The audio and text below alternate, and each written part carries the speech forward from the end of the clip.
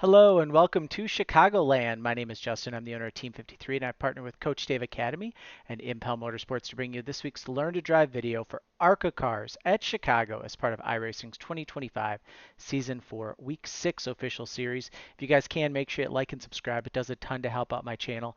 I know it's been a few weeks since we've been back doing an ARCA video. Been moving the sim. We've had racing finishing up, and then you guys have been at road courses, which we don't typically provide videos for road courses, but we're back this week. So definitely excited for Chicagoland. It's one of my favorite tracks on the sim. I gained a ton of iRating running trucks here way back in the day, so it's always kind of held a special place in my heart for this track. So let's just kind of dive in. Again, make sure you guys hit like and subscribe if you haven't done so already. If you're new to the channel, I am a very small time racer here in Wisconsin. My daughter Sydney just finished up her rookie season of racing go-karts at Road America and Badger Kart Club, and we're already working on stuff for next season. So if you guys have a business, if you know anybody with a small business that would like to get their name on a go-kart and a race car here in Wisconsin, or possibly on the stream or whatever, send them our way. Link in the description of the Facebook page. It's probably the easiest way to get a hold of me. So we head out on track here. It's going to be lap one. We're just going to kind of get up to speed, get up through the gears, and then lap one is just going to be a burn lap. Lap two is really going to be your hot lap, and you just need a little bit more heat in the tires than what you get with lap one.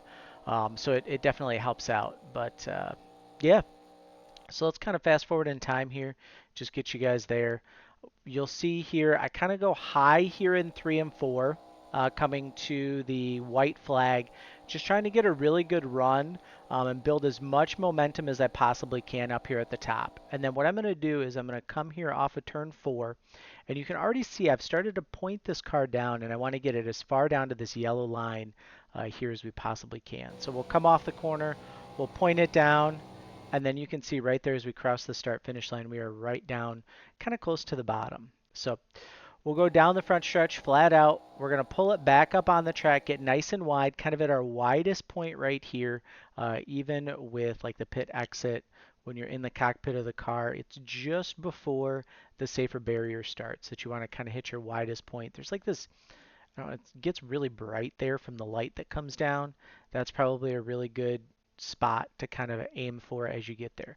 Turn one, flat out, all the way down to the bottom. Nothing fancy here. We'll cross over. We'll get down here in this darker gray pavement. Bring the left side tires as close as you can to that apron. You do not want to touch it though. So I'm usually about 12 inches up or so.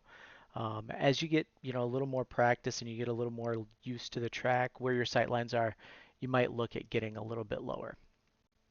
Coming up off the corner, you're just going to let the car kind of float up the track, nice and tight here along the backstretch. Some guys like to take this backstretch and straighten it. Other times, guys will keep the bend. I usually end up straightening it out for whatever reason in my head. That feels like it makes the car go faster. I'm not sure that it really does or not, but like I said, it's in my head. Turn three, we're going to get turn three approach here. So we're in the Brant area. Coming up here on the light, you can see here cars fully up in the outer lane. And as we come through the corner, we're going to lift just ever so slightly. You see there, we're down maybe 75, 50% throttle. And then we're going to pick it right back up here as this car gets down to the bottom. So it comes into the corner. We get down to the bottom. You can see kind of the apron changes a little bit in terms of smoothness. Down there, paint, there's like a little straight part and then it curves again. That's really where we're going to look at going full throttle, bringing this car all the way down to the bottom and then just holding it nice and tight up off. Kind of the same full throttle maneuver that you guys are used to, and then a full drive there. So we'll give you guys a lap inside the car presented by our friends at Overdrive Racing Oils and Lubricants. If you do your own oil changes, link in the description to their AMSOIL page. Every time you order from them, gets our channel paid, and that helps keep all this content free. So here we go, inside the car.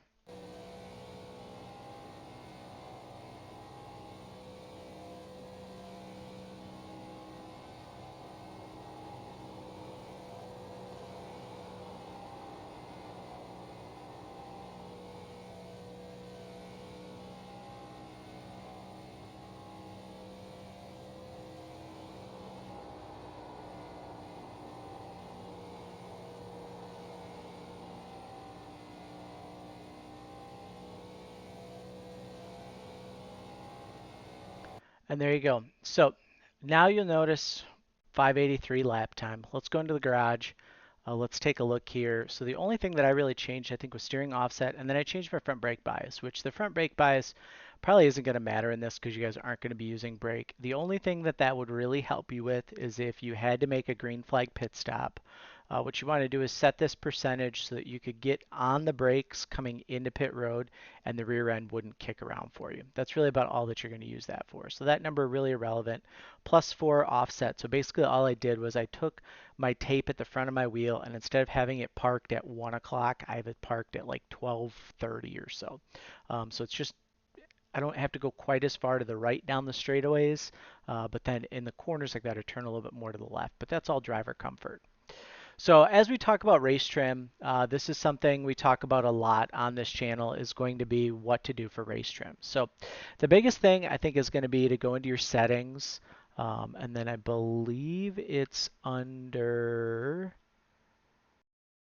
graphics. It's been a while since we did this. Might actually be under driving. And what I'm looking for is going to be our there's a delta thing that comes up. Interface, so settings, interface, and then you're going to go to split time delta. And what you want to do is turn that delta bar on. And that's really going to help you guys with race pace, especially as you're single car practicing, just to kind of be able to have that. I have mine set to all-time best lap. I've also got buttons on my keyboard or on my steering wheel that are set to change so that I can change what I'm seeing there. But what I typically tell you guys for race trim is going to be about 2, maybe 3/10 off of what you would typically see in a qualifying lap. So if we're at a 583 here, I'm saying probably an 8.0 is where I want to be in terms of race pace. And the biggest thing is you'll run, 40 laps, full race run. You can run 20, and you just want to look at your right side tire wear. So what you'll typically find, especially in these ARCA cars, is that your right front tire wear will be greater. So you have a smaller tread remaining at the end than what you have on your right rear. And you can see even just after a couple qualifying laps, we're at 98, 99. So definitely can't run this full tilt like you can in qualifying. And this is a tough concept for a lot of guys to learn because they think racing, you just got to go fast. When in reality, a lot of times in racing, it's just the guy who has a little bit more tire at the end. So how are we going to make sure that we have tire at the end? Well, we're going to go out on track and I'm going to show you guys how I would set my lap time to right around probably like a 78 to an 80 to kind of have that perfect lap time. So we'll head out here. We're going to get up through the gears. And then what you'll see once we get to this backstretch is that the delta bar should pop up and it's going to tell you kind of where we're at speed-wise. I know there's a lot of third-party apps that you guys can get to that'll tell you this information, but none of those are necessary. The iRacing delta bar will do everything that you need it to do. So you can see here we're already a second off what our best lap time was going around this track, but I'm not too concerned. So we're going to cut the dog leg like you should every lap. And then when we get into 1, instead of going full out, we're going to lift to about 50% throttle through turn 1. And that's going to get us a lot of time slow there. First couple laps are usually a little bit slow anyways, so I'm not as concerned about it. 3 and 4, we're going to drop it, again, about 50, 60% throttle. Maybe we'll go a little bit longer. Still feels a little tight through there, so we'll have to play with that throttle. But you can see right here an 881, which is pretty much exactly where we wanted to be lap time wise. Here through 1 and 2, I'll give it a little bit more full throttle just to kind of get us a little closer. So now we're only a 10th off, less than a 10th off. Here in 3 and 4, though, last time I felt like I needed to lift a little bit more than what I did just to get that car to rotate. And you'll really start to feel like this is going to be too fast of a lap now. But what you'll notice, right, is that if you're running too hard, the nose of the car will just slide, and you'll feel like you got to put more steering wheel in it. And if you're paying attention to my steering in the lower left-hand corner, you really see that I'm not putting a ton of wheel into this car throughout the entire track. We're just kind of, it's there, right? But we're just kind of moving and grooving. This lap should be like an 85, maybe a little too slow yet. But it's just figuring out where your numbers need to be to have that perfect lap.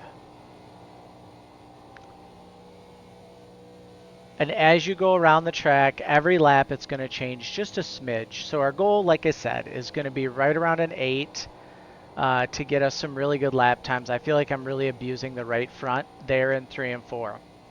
But, you know, we're getting the lap times that we want. 82. Now, as the run goes on, a lot of you guys are going to tell me it's way easier to run the top, which is true. It is way easier. I'm running the top now, but look at how much slower we are up around the top of the track than what we are down on the bottom, certainly early in a run. Late in a run, when lap times start to level out a little bit, maybe the top side is where you want to go. But short run wise, way slower, about a quarter of a second slower to run the top than what we are to run the bottom. The other consideration that you have to take too is that iRacing really doesn't like a lot of steering wheel turn-in time. So if you're running the top, you've got your wheel turned a lot more than what you do on the bottom, and that's inherently going to use up more tire. So for me, it's always been the bottom for as long as I can, just kind of run down there and kind of keep everything smooth. The biggest thing for aero, right, when we start talking about getting aero tight, is keeping your left front clear. That's really what you want to do. If you can keep that left front in fresh air, your lap times are going to be just fine. Now let's go in, we'll take a look at this garage, and where our tires are just about even after quite a few more laps than what we had run before. So you can see those techniques, just lifting a little bit, kind of getting the car off that right front and onto the right rear a little bit more and keeping it on there, definitely seems to help you out. And I certainly think that that's going to be the way to go with a long, 40 lap green flag run. So if you guys have made it all the way through the end of this 12-minute video, make sure you guys hit like, make sure you hit subscribe, head on over to the Team 53 Facebook page, join our Discord, all linked in the description below, and we will see you guys in the next video.